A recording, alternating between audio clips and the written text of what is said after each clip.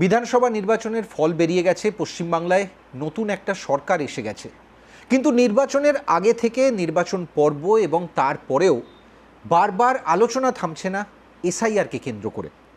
একদিকে ২৭ লাখ মানুষের লজিক্যাল ডিসক্রিপেন্সিতে নাম বাদ পড়া নিয়ে তোলপাড়, কী হবে তাদের ভবিষ্যৎ, সেই প্রশ্নের উত্তর আজও মেলেনি। উল্টো দিকে একটা মহল এসআইআরে যে বাদবাকি ৬৪ লাখ মানুষের নাম বাদ গেছে তা নিয়ে কিন্তু সেভাবে আলোচনা হচ্ছে না। আজ এই সব কিছু নিয়ে আলোচনা হবে একদম অন্য আঙ্গিকে। আপনারা দেখছেন খবরের ডান দিক, আর আপনাদের সঙ্গে আমি প্রদীপ্ত। এসআইআর বা স্পেশাল ইন্টেন্সিভ রিভিশন, নির্বাচন আসে যায় ভারতবর্ষের মতো এত বিশাল দেশে, বিভিন্ন সময় বিভিন্ন ধরনের নির্বাচন হয়, বিভিন্ন রাজ্যে নির্বাচন হয়। নির্বাচন কমিশন যখন সেই নির্বাচনগুলো দায়িত্বে থাকে তখন রিভিশন হয়, ভোটার তালিকার একটা সংস্কার হয়, সেটার শুদ্ধিকরণের চেষ্টা হয় টাইম টু টাইম। এর পাশাপাশি ইন্টেন্সিভ রিভিশন হয়, স্পেশাল রিভিশন হয়। কিন্তু পশ্চিমবঙ্গে আমরা এবারের বিধানসভা নির্বাচনে প্রথমবার শুনলাম এসআইআর কথাটা। বহু বহু বছর পর আবার এত খুঁটিয়ে এত পুঙ্খানুপুঙ্খভাবে ভোটার তালিকা নিয়ে কাজ হলো কোনো একটা নির্বাচনকে ঘিরে। ২০০২-এর নির্বাচনের যে ভোটার লিস্ট, সেটাকে একটা বেঞ্চমার্ক ধরে নিয়েই এবারের প্রাথমিকভাবে এসআইআরের প্রক্রিয়া শুরু হয়েছিল। আমরা সেই প্রসেস, তার থেকে আমরা কি কি পেলাম, তার খামতি কী কী ছিল, সব কিছু নিয়ে আলোচনা করব আজকের এই আলোচনায়। কিন্তু আমরা একটু তৃণমূলের নির্বাচনী ভরাডুবির প্রেক্ষাপটটা দিয়ে আমাদের আলোচনাটাকে শুরু করছি। তৃণমূলের এবারের বিপর্যয় নিয়ে অনেকেই বলেছেন যে তার অন্যতম প্রধান কারণ বা হয়তো প্রধানতম কারণ এই স্পেশাল ইন্টেন্সিভ রিভিশন বা এসআইআর। এসআইআরকে কেন সবচেয়ে বড় কারণ হিসেবে দেখা হচ্ছে? কারণ নির্বাচনের আগে এবং নির্বাচন প্রক্রিয়ায় তৃণমূল এসআইআরকেই অস্ত্র করেছিল তাদের নির্বাচনী প্রচারে।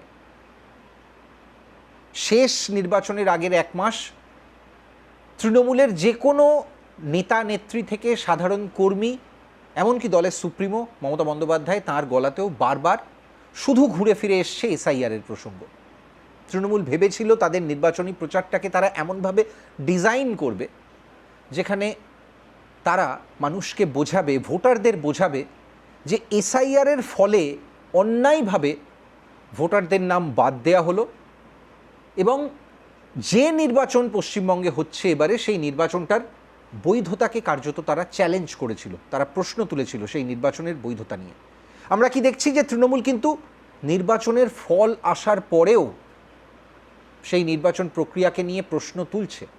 তারা তাদের হার সহজভাবে তো মেনে নেয়নি, উপরন্তু তারা এখনও এই প্রসেসটা নিয়ে আইনগতভাবে তাকে চ্যালেঞ্জ করার কথা ভাবছে।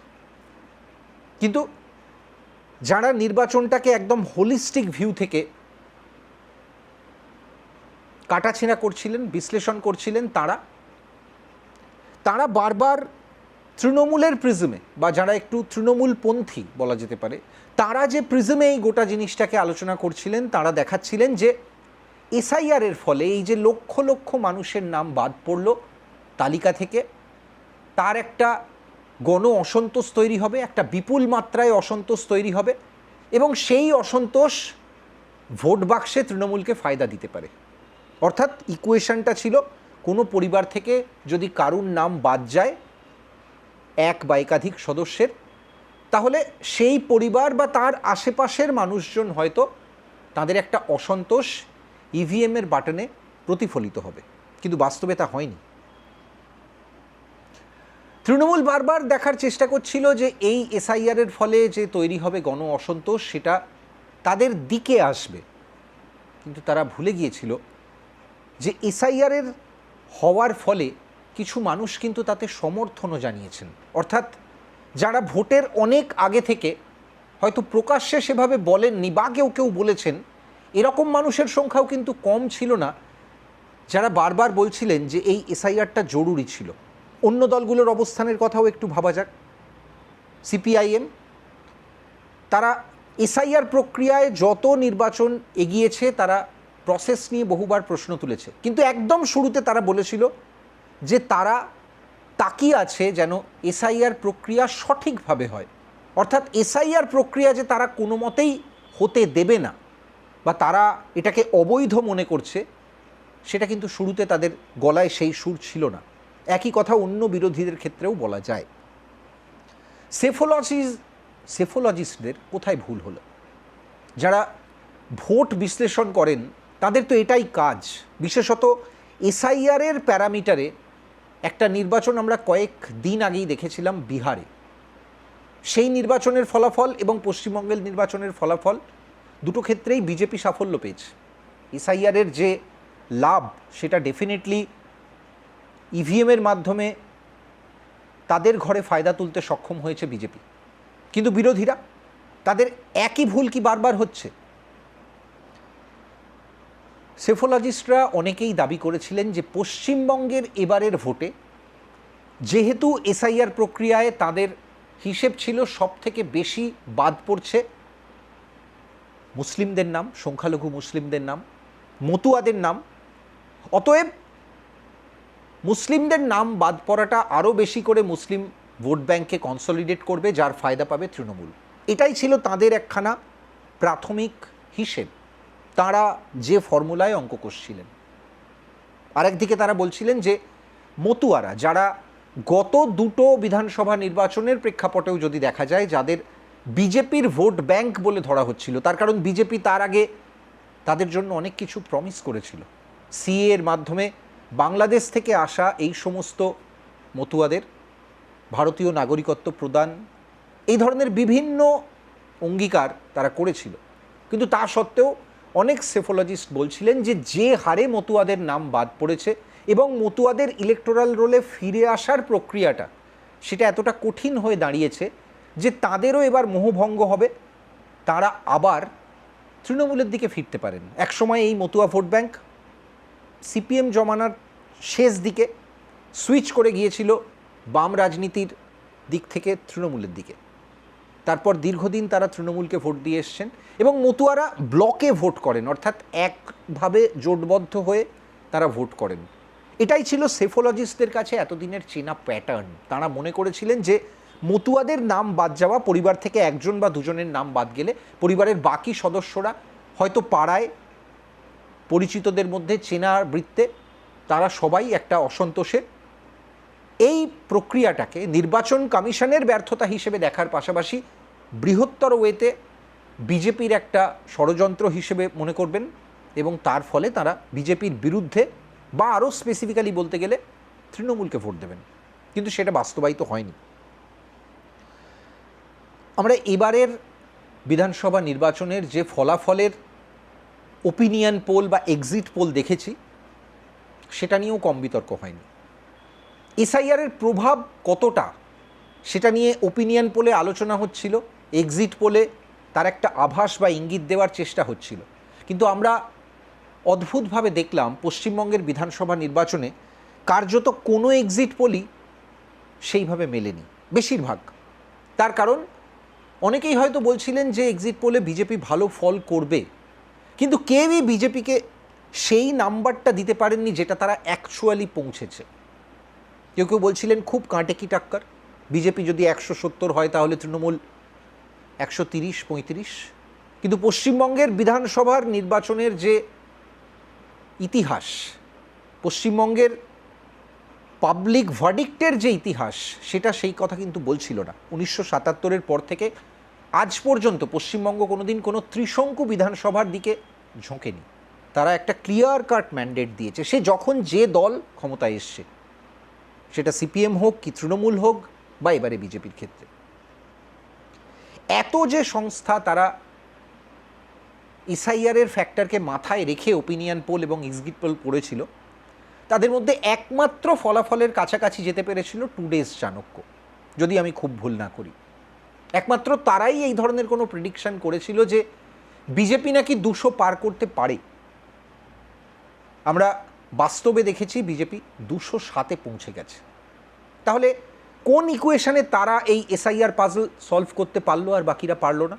একটু আমাদের আজকে সেই প্যারামিটার্সগুলোও বুঝতে হবে।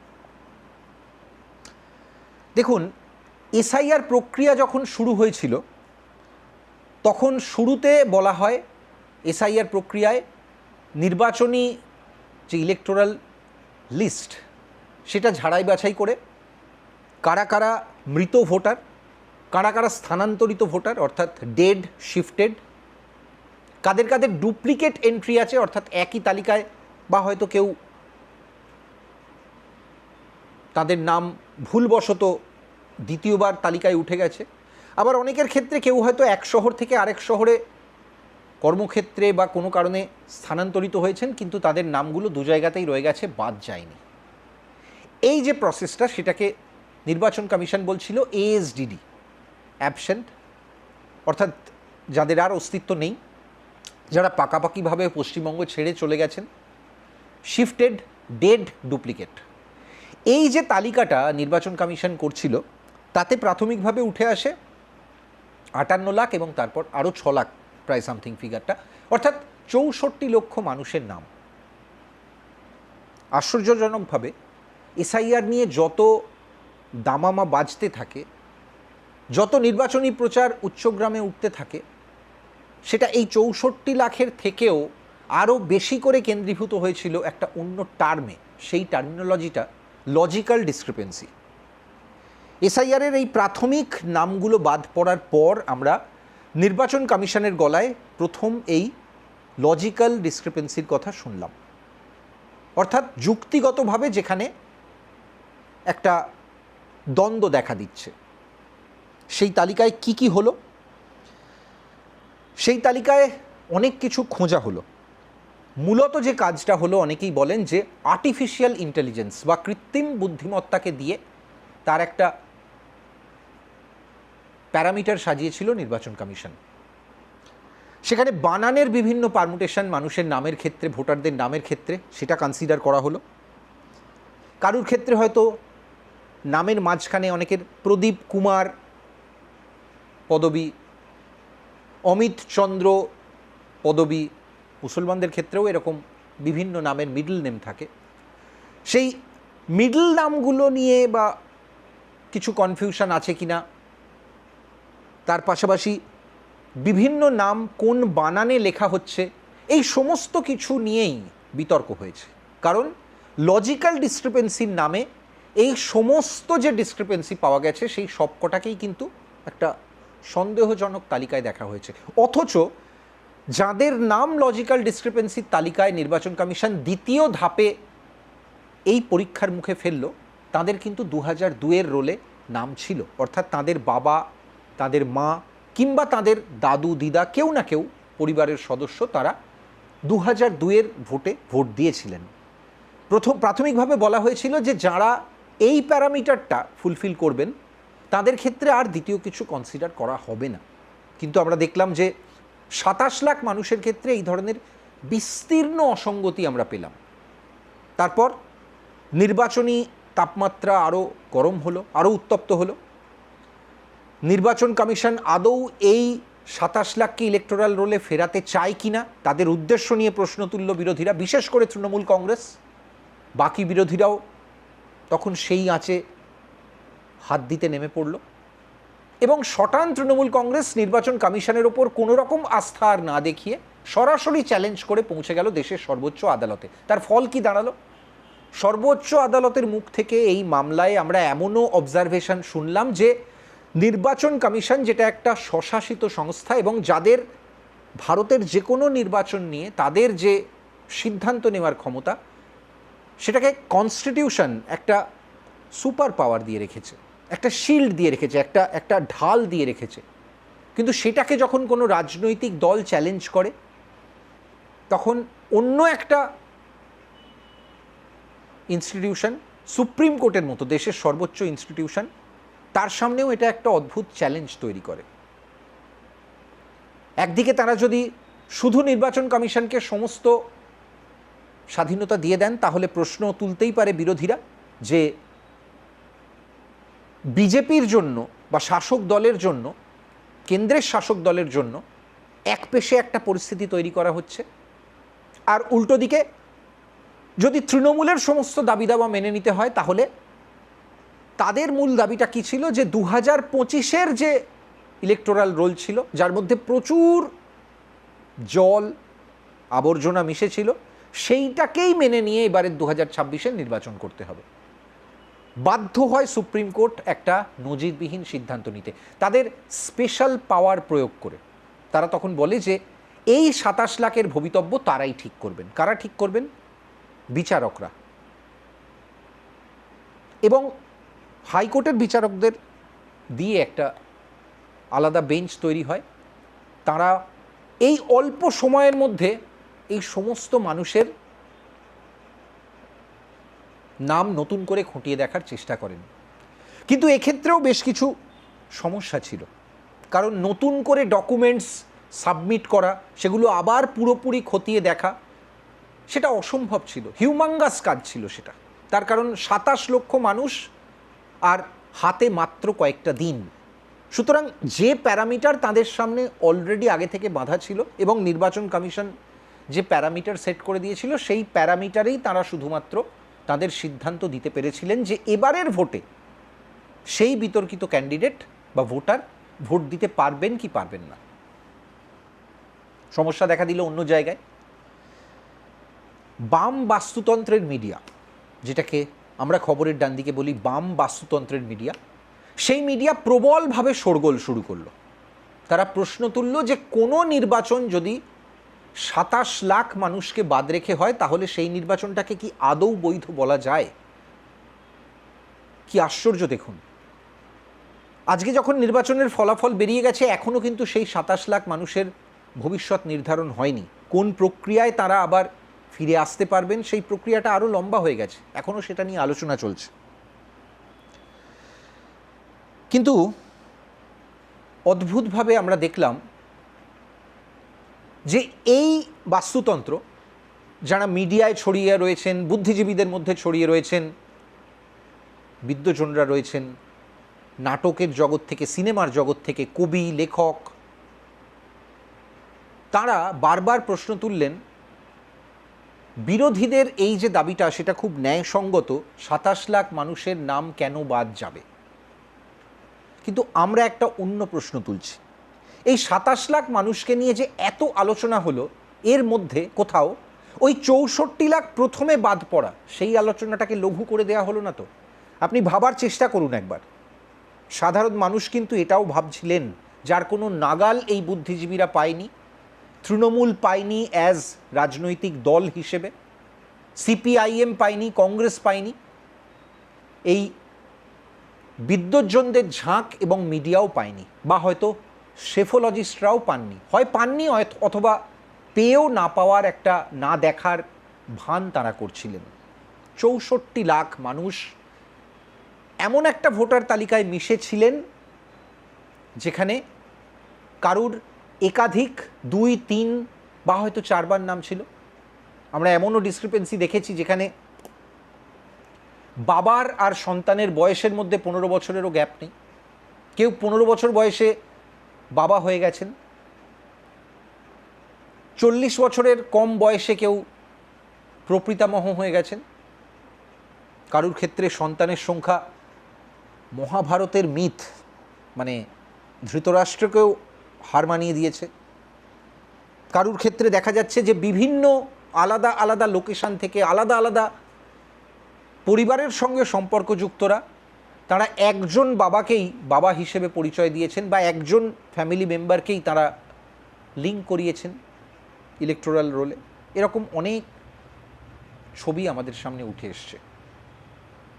আমরা জানি যে কিভাবে বছরের পর বছর পশ্চিমবঙ্গে বিধানসভা নির্বাচন হলে দুপুরবেলা কাউকে না জানিয়ে, বাড়ির মানুষের সঙ্গে দেখা না করে, টুক করে ইহজগতে ফিরে এসে দ্বিজেন মুখোপাধ্যায় ভোট দিয়ে আবার ফিরে যেতেন। আমরা জানি এগুলো। কিন্তু কি আশ্চর্য জানেন, 27 লাখকে নিয়ে ব্যান্ডওয়াগন যখন আলোচনায় ব্যস্ত ছিল, তখন এই 64 লাখের কথা বারবার আপনাদের ভুলিয়ে দেওয়ার এবং গুলিয়ে দেওয়ার চেষ্টা হচ্ছিল। 64 লাখ ভাবার চেষ্টা করুন। আজকে আমি এই প্রশ্নটা করছি, খুব প্রবলভাবে করছি, আপনারাও নিশ্চয়ই করছেন বলেই ভোটের ফলাফল আমরা এইটা পেয়েছি। ইভিএম বাক্সের ম্যান্ডেট এটাই বলে দিয়েছে। আচ্ছা, 27 লাখ, একদম সংখ্যাতত্ত্বে যাই, 27 লাখকে বাদ দিয়ে যদি কোনো নির্বাচন প্রক্রিয়া নিয়ে প্রশ্ন ওঠে, তাহলে 64 লাখ আবর্জনা থেকে যাওয়া নির্বাচনকে নিয়ে কেন প্রশ্ন করা যাবে না? বিশেষ করে তার আগের সেই সমস্ত বিধানসভা নির্বাচনগুলো যেখানে অন্য ফল হয়েছিল, যেখানে তৃণমূল কংগ্রেস খুব ক্লিয়ার একটা মেজরিটির ম্যান্ডেট পেয়েছিল, সেটাও তো তাহলে প্রশ্নের মুখে পড়ে যায়। তাহলে সেই জয়গুলো প্রশ্নাতীত নয় তো? আজকে কিন্তু এই প্রশ্নটাও তুলতে হবে। অনেকে বলছিলেন যে এই যে এসআইআর এর মাধ্যমে নাম বাদ দেওয়ার কৌশলটা, সেটা একেবারে ডেমোগ্রাফিকে মাথায় রেখে। খুব মারাত্মক অভিযোগ। ভাবার চিন্তা করুন যে 2021, 2024 এই সমস্ত নির্বাচনগুলোয় যখন বিধানসভা নির্বাচন হয়েছে বা 2024-এর লোকসভা নির্বাচন হয়েছে, যে যে কেন্দ্রগুলোয় তৃণমূল কংগ্রেস খুব থিনার একটা মার্জিনে জয়ী হয়েছিল, কিংবা যেখানে বিজেপি অল্প ব্যবধানে এগিয়েছিল, সেই সমস্ত জায়গাগুলোকে নাকি পাখির চোখ করা হয়েছে। অর্থাৎ যেখানে যা নির্বাচনে জেতার ব্যবধান ছিল সেটাকে নালিফাই করে দেওয়া হয়েছে, সেই সংখ্যক বা তার থেকে বেশি সংখ্যক মানুষের নাম বাদ দিয়ে দেওয়া হয়েছে। সহজতম ব্যাখ্যা কী ছিল জলের মতো সহজ সমীকরণে? মুসলিম ভোট, সেটাকে একটা ভোট ব্যাংক, সেটা শাসক দল তৃণমূলের দিকে যায়, অতএব সেটাকে বাদ দিয়ে দিলেই বিজেপির রাস্তাটা নাকি পরিষ্কার হয়ে যাবে। মহিলা ভোট ব্যাংক, যাদের ক্ষেত্রে বলা হতো বারবার যে তারা নাকি লক্ষ্মীর ভাণ্ডার, কন্যাশ্রী এই ধরনের বিভিন্ন প্রকল্পের সুবিধাভোগী, সেক্ষেত্রে মহিলাদের নাম বাদ দিলে সেক্ষেত্রেও নাকি তৃণমূলের যে নির্বাচনী ভোট ব্যাংক সেখানে একটু শীত কাটা যাবে। এর পাশাপাশি এটাও বলা হচ্ছিল যে যে সমস্ত জায়গাগুলোতে বিজেপি খুব স্লেন্ডার মার্জিনে এগিয়ে, সেখান থেকে যদি একটু মুসলিম ভোট ব্যাংক কমিয়ে দেওয়া যায় তাহলে নাকি বিজেপির জেতার রাস্তাটা, ব্যবধানটা বাড়াতে অনেক সুবিধে হবে। অর্থাৎ সরলীকরণটা একদম এইভাবেই করা হচ্ছিল যে এই গোটা এসআইআর প্রক্রিয়াটা হচ্ছে শুধুমাত্র তৃণমূলের ভোটারদের বাদ দিয়ে দিতে এবং বিজেপির ভোটারদের তালিকায় অক্ষুণ্ণ রাখতে বা নতুন করে যোগ করতে। কি আশ্চর্য ব্যাপার! আর এই ন্যারেটিভে ভর করেই তৃণমূলের একদম ওয়ার্ড ভিত্তিক নিচুতলার কর্মী থেকে দলের সর্বোচ্চ সুপ্রিমো মমতা বন্দ্যোপাধ্যায় পর্যন্ত সবাই নির্বাচনের আগে একটা এসআইআর ন্যারেটিভ সেট করছিলেন। উচ্চগ্রামে নির্বাচনী প্রচারে, ব্রিগেড থেকে, সভা সমাবেশ থেকে, সর্বত্র। একটা খুব ইন্টারেস্টিং তথ্য আজ আপনাদের দেব এসআইআর নিয়ে। এসআইআর পরবর্তী আমরা যে নির্বাচনী ফলাফল দেখেছি, তাতে নির্বাচন কমিশন যখন ভোটের পরে সমস্ত ব্রেকআপগুলো দিতে শুরু করেছে, তখন আমরা দেখলাম খুব আশ্চর্য একটা ফল। 20টা সব থেকে বেশি ভোটার বাদ যাওয়া কনস্টিটুয়েন্সি, অর্থাৎ যেখানে সব থেকে বেশি সংখ্যক ভোটারের নাম বাদ গেছে। অবাক হয়ে গেলাম, জানেন তো। নির্বাচন কমিশনের তথ্য বলছে সেই 20টা কনস্টিটুয়েন্সির মধ্যে 13টাতে তৃণমূল জিতেছে এবং ব্যাপকভাবে জিতেছে। প্রশ্ন উঠছে, যদি এসআইআর এর ফলে সব থেকে ক্ষতিগ্রস্ত দলের নাম তৃণমূল কংগ্রেস হয়, তাহলে 20টা সব থেকে বেশি বাদ যাওয়া বিধানসভা কেন্দ্রে কি করে 13টায় তৃণমূল জিততে পারে? তার মধ্যে বেশ কয়েকটায় কংগ্রেসও জিতেছে, বিজেপি বোধহয় গোটা 4টে বা 5টা জিতেছে 20টার মধ্যে। ভাবুন, একদিকে প্রচার আর একদিকে সংখ্যাতত্ত্বের বাস্তব অন্য কথা বলছে। এই বিজেপির জেতার বৈধতা আর পুরনো সব ভোটের বৈধতা, এই সমীকরণ নিয়ে যখনই আমরা আলোচনা করতে যাব, তখনই ওই যে বলছিলাম বাম বাস্তুতন্ত্রের মিডিয়া তারা খুব কায়দা করে একটা প্রশ্ন করেন, যদি তৃণমূলের এই জালি ভোট, ছাপ্পা ভোট, মৃত ভোটারের পরিবর্তে ভোট দিয়ে যাওয়া তাদের ক্যাডারের মাধ্যমে, সেগুলোকে যদি আজকে প্রশ্ন তুলতে হয়, 64 লাখ বাতিল নিয়ে যদি আজকে প্রশ্ন তুলতে হয়, তাহলে তো এর মধ্যে এই একই তালিকায় লোকসভা নির্বাচনও হয়েছে।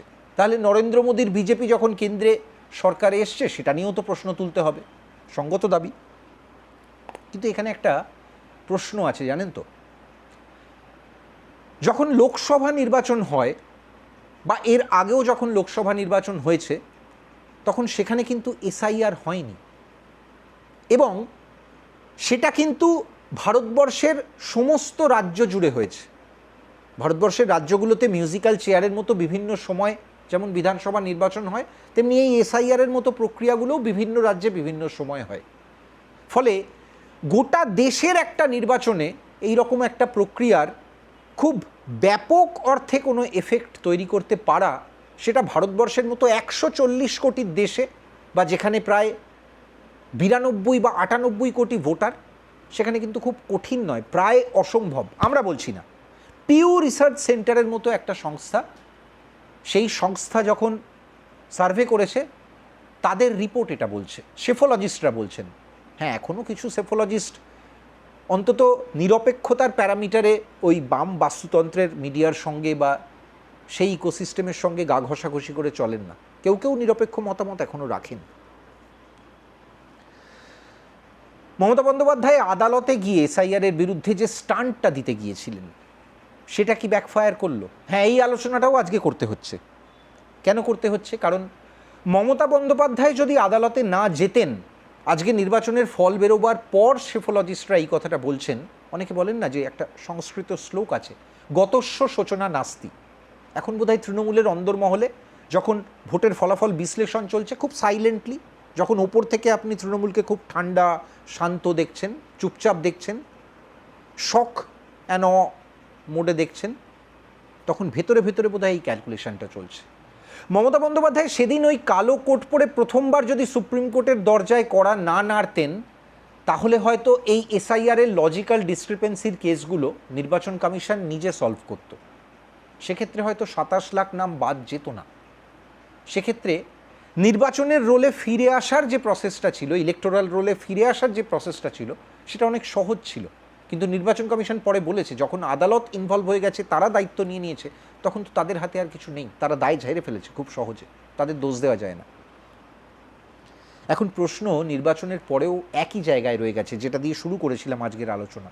এই 27 লাখের ভবিষ্যৎ কি হবে? আপনার আমার বাড়ির মানুষ, চেনা মানুষ, পাড়ার কাছাকাছি থাকা মানুষ, চেনা মুখগুলো, তারা কিন্তু হয়তো কেউ কেউ এই 27 লাখে রয়ে গেছে। এই 27 লাখের ইলেকটোরাল রোলে ফেরা তার কি হবের থেকেও যেটা বড় ব্যাপার, সেটা হচ্ছে তাদের এই প্রক্রিয়ার সঙ্গে আরও দুটো গুরুত্বপূর্ণ জিনিস কিন্তু এই মুহূর্তে জড়িয়ে রয়েছে, যা নিয়ে এই মুহূর্তে মিডিয়া আলোচনা করছে না। আমি জানি আমরা খবরের ডান দিকে আজকে আলোচনা করলাম, হয়তো আর কয়েকদিন বাদে ভারতের রাজনীতিতে বা বাংলার রাজনীতিতে সেই আলোচনাটা প্রাসঙ্গিক হবে, যখন আমরা 2027-এ আবার নতুন করে একটা সেন্সাস হতে দেখব, জনগণনা হবে। সেই প্রক্রিয়াটা কিন্তু ডিউ আছে। মাথায় রাখবেন, 2011-র পর থেকে এই জনগণনা কিন্তু হয়নি। পশ্চিমবঙ্গের এক্স্যাক্ট কত জনসংখ্যা, অনেকে বলেন 12 কোটি, অনেকে বলেন 12.5 কোটি, কেউ কেউ বলেন না, ওগুলো সবই বাড়িয়ে বলা এস্টিমেট। আসলে ভেতরে 10.5 কোটি। তার মধ্যে কত সংখ্যক মানুষ কোন কোন ধর্মাবলম্বী, এই অনুপাতগুলো, এই হিসেবগুলো কিন্তু আমরা এখনও খুব ক্লিয়ার কাট পাইনি। যারাই বলেন তারা কিন্তু একটা ভাষা আইডিয়ার ওপর বলেন। সেই জন্য এই আদমশুমারিটা খুব জরুরি। এবং তার থেকেও গুরুত্বপূর্ণ একটা জিনিস এই এসআইআর এবং এই সেন্সাসের ওপর নির্ভর করবে, সেটা হচ্ছে 2029-এর যে লোকসভা ভোট হবে, সেটা কিন্তু শুধু পশ্চিমবঙ্গ নয়, গোটা ভারতবর্ষে আবার নতুন করে ডিলিমিটেশনের পরে হবে। হ্যাঁ, সরকারের যে টাইম লাইন ভবিষ্যতের, সেটা কিন্তু বলছে যে 2026-এ পশ্চিমবঙ্গ, আসাম, তামিলনাড়ু, এই যে রাজ্যগুলোতে বিধানসভা নির্বাচন হয়ে গেল, আগামী বছর উত্তরপ্রদেশে বিধানসভা নির্বাচন আছে, এর আগে আরও অনেক বড় বড় রাজ্যগুলোতে বিধানসভা নির্বাচন হয়ে গেছে। সরকার কিন্তু একেবারে সিকোয়েন্সে চলছে। 26-এ বিধানসভা নির্বাচনের পরে 27-এ আদমশুমারি হবে, সেন্সাস হবে। কেউ কেউ বলার চেষ্টা করছেন যে এই এসআইআর প্রক্রিয়ার লিস্ট এবং সেন্সাসের লিস্ট মিলিয়ে হয়তো এনআরসিও হবে। আমরা এখনও সত্যি মিথ্যে জানি না, উত্তর জানি না আমরা। এর উত্তর একমাত্র সময় দিতে পারবে। এবং ডিলিমিটেশন, অর্থাৎ নতুন করে বিধানসভা ভোটারের সংখ্যা অনুযায়ী, ভোটারদের ঘনত্ব অনুযায়ী রিডিস্ট্রিবিউট হবে। আবার নতুন করে বিধানসভার ম্যাপ তৈরি হবে, সংখ্যাও হয়তো বাড়বে, কোনো কোনো জায়গায় কমবে। এই সব কিছুর পর পশ্চিমবঙ্গ বিধানসভার নম্বর, চেহারা এবং তার মানচিত্র কি দাঁড়াবে, তার সমীকরণ কি দাঁড়াবে, সেদিকে আমাদের নজর থাকবে। একই সঙ্গে ভারতের রাজনীতি, কেন্দ্রের রাজনীতি, সেটাতেও প্রভাব ফেলবে এই তিনটে প্রক্রিয়ায়। তাই সংখ্যাতত্ত্ব আগামী দিনে বোধহয় শেষ কথা বলবে, এখন তাই মনে হচ্ছে। কেমন লাগলো আমাদের এই আজকের আলোচনা অবশ্যই কমেন্ট করে জানাবেন। আমরা এই আলোচনাগুলো এখন আপনাদের কাছে আরও বেশি করে পৌঁছানোর জন্য ইউটিউবেও আপলোড করি। ইউটিউবে আপনারা খবরের ডান দিক চ্যানেলটা খুঁজে পাবেন আশা করি। অবশ্যই আমাদের এই আলোচনা ভালো লাগলে যদি অন্যরকম মনে হয় তাহলে সাবস্ক্রাইব করবেন। তার পাশাপাশি আমাদের এই পর্বগুলো আমরা কিন্তু ফেসবুকেও নিয়ে আসি, সেখানেও আমাদের লাইক ফলো করতে ভুলবেন না। আবার এই ধরনের কোনো ইন্টারেস্টিং আলোচনা নিয়ে আপনাদের সঙ্গে খুব তাড়াতাড়ি দেখা হবে। আমি প্রদীপ্ত আজকের মতো চলি। সবাই ভালো থাকবেন। শুভরাত্রি।